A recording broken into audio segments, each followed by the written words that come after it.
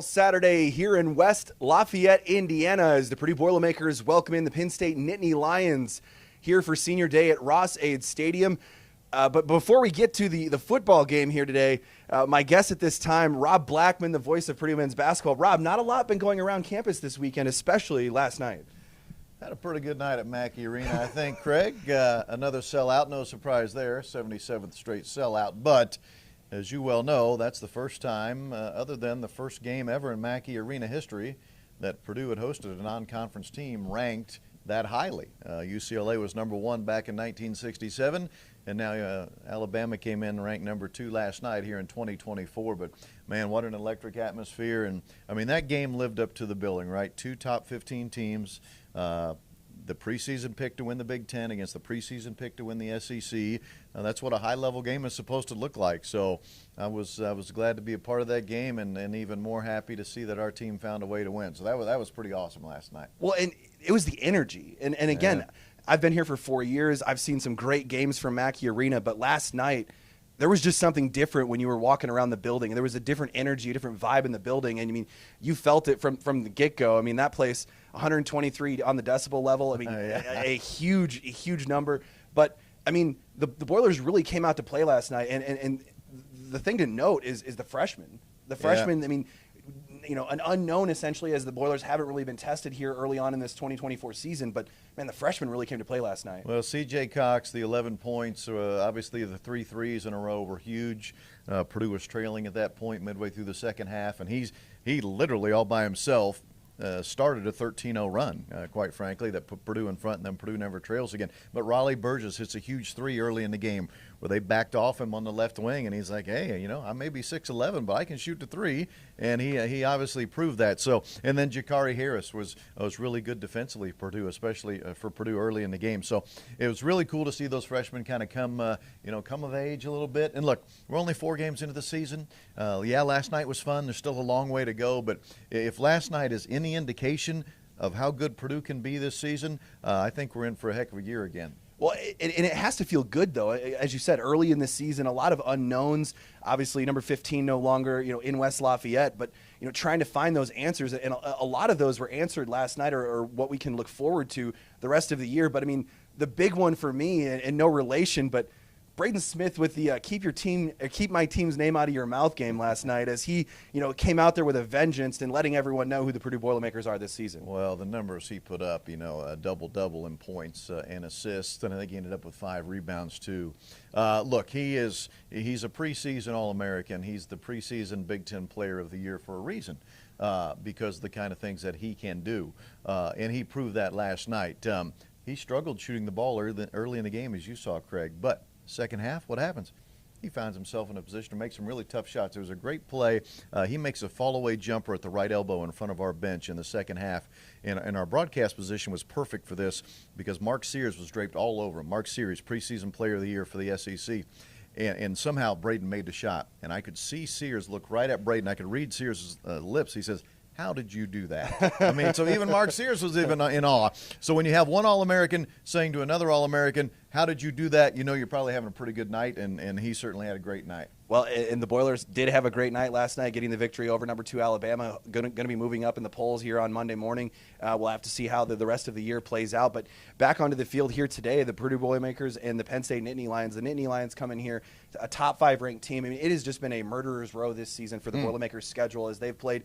And we talked about it, in private earlier this week. The number of ranked teams in the top 25 that Purdue's had to play this year, it's coming up to around 6 or 7 of a 12-game schedule. And I mean, there's other teams undefeated in the top 10 that they've only played 1 or 2. So what do you see today from the Purdue Boilermakers out there against Penn State, trying to play spoiler, but a great opportunity for Purdue to kind of springboard into the next season? Let me start with this. I saw the Wisconsin fans complaining because they play Oregon tonight, and they were complaining that they've had to play 3 top 5 teams this year, all at home, by the way. I say to Wisconsin, and they'll understand this one in Wisconsin, hold my beer.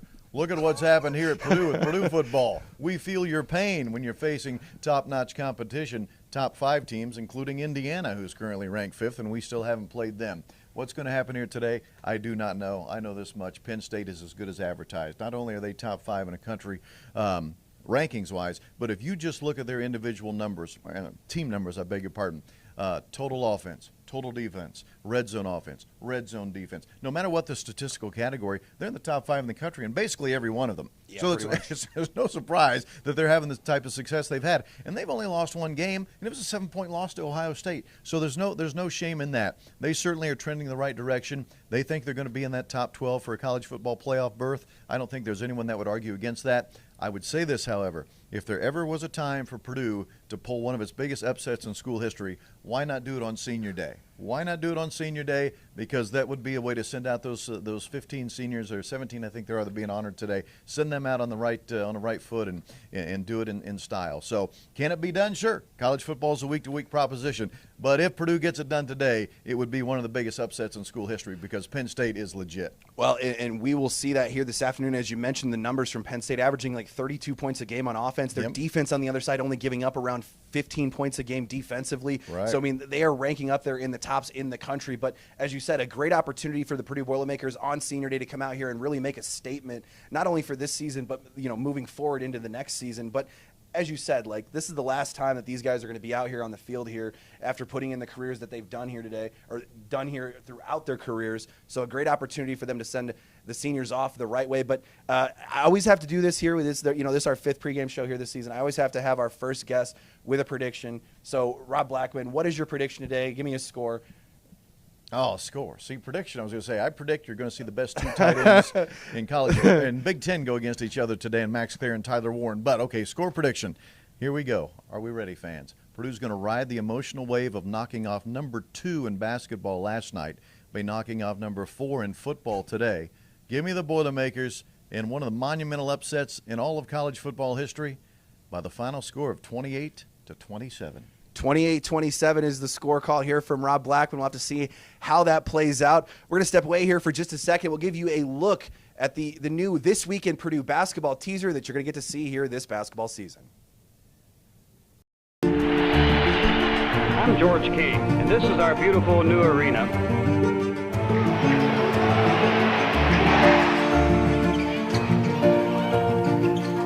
Robinson on the spin. He's got a national champion team resides in West Lafayette, Indiana, as Katie does it. Gene Katie engineers an upset of Lou Olson and the Wildcats.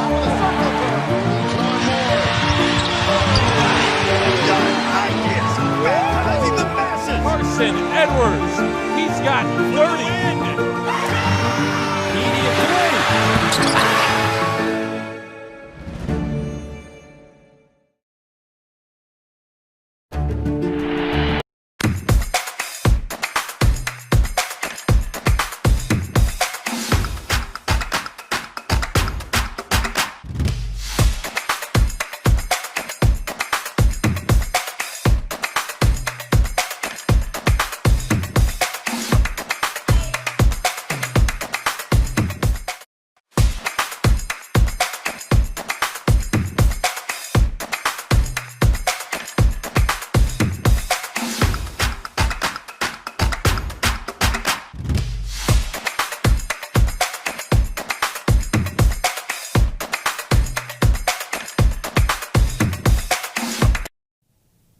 Welcome back inside the Purdue football kickoff here now with my guest, the voice of Purdue football, Mr. Tim Newton. Tim, how are you doing here on a football Saturday? Beautiful day in mid-November. You can't ask for better weather, and we've actually had great weather this year. Unfortunately, football hasn't quite followed in suit yet, but maybe there's time to change that. Well, and a huge opportunity today for the Boilers on senior day, a season that's left more questions than answers, but an opportunity today for the team to go out there on the field on senior day, send the seniors off the right way, and start to answer some of those questions here from this year. Ryan Walters has talked repeatedly about the fact that if you want to play in the Big Ten and play against the best, you've got the opportunity here with this schedule, playing 4 of the top 5 teams in the country the last 6 weeks of the year. You know, you can set the college football world on its ear today by pulling off an upset, because that would knock Penn State out of the playoffs and things would shuffle around. And, you know, you've got a chance here still with 3 games left. We're sitting here 2 weeks from the end of the season, and we still have a quarter of the season to play. So you've got an opportunity to still write a different ending to what's been a disappointing season so far. Well, and it's a great opportunity, too, because you have, as you said, 2 teams in the top 5 that you play at the end of the season. Both of those teams with aspirations of wanting to make the college football playoff. A loss in this week or next to the Purdue Boilermakers would surely end that for them. But a tough task today. Dylan Thieneman and Kydron Jenkins have a huge task as the 4th-ranked offense in the Big Ten coming in here today, averaging 32 points a game. What do you want to see from the defense to try to slow down Drew Aller and that high-powered Penn State offense? Well, the Boilermakers have only had 5 takeaways all season, including 1 fumble recovery, which is really amazing 9 games into the year. I think for Purdue to pull off the upset today, they're going to have to turn Penn State over 2 or 3 times at least and get a possession edge that way. Tyler Warren, great tight end for Penn State. You'll see him lined up all over the field. He may run it, he may throw it, he may catch it, he may snap it. We've seen him do everything this year. But I think Penn State, Drew Aller's a solid quarterback, but they really live and die with their ground game for the most part. And you've got Nick Singleton and Katron Allen, a great 1-2 combination. Purdue's going to have to control those two in order to stay in the game today. And how do you see Purdue doing that, especially, like you said, Penn State with a high-powered running offense? They come in averaging a little over 200 yards on the ground a game. That's a huge opportunity for the defense, but what do you want to see from the defense to try to slow that run game down? Well, I think they're going to have to bring more guys up into the box, which obviously will put more pressure on your cornerbacks because they may be on an island today, but you're going to have to stuff that box. I would like to see a little bit more blitzing. I think when we've seen Purdue's defense have success this year, they brought extra pressure. I'd like to see that today. If you're going to go out with your guns blazing.